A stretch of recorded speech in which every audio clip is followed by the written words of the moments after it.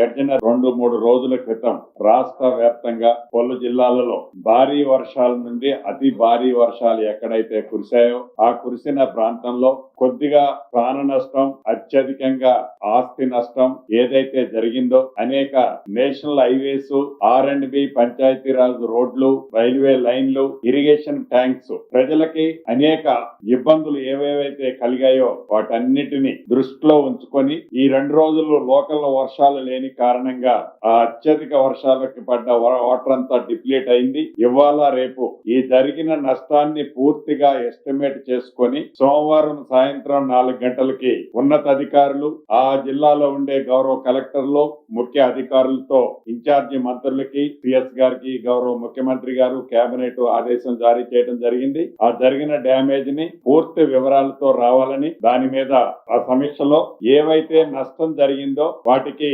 Sanctions అన్నిటినీ ఇచ్చే విధంగా నిర్ణయం తీసుకోవడం కోసం ఆ సమావేశం మండే ఈవినింగ్ 4 o'clock కి సమావేశాన్ని ఏర్పాటు చేయాలని కేబినెట్ లో ఈ రోజు నిర్ణయం చేయడం జరిగింది.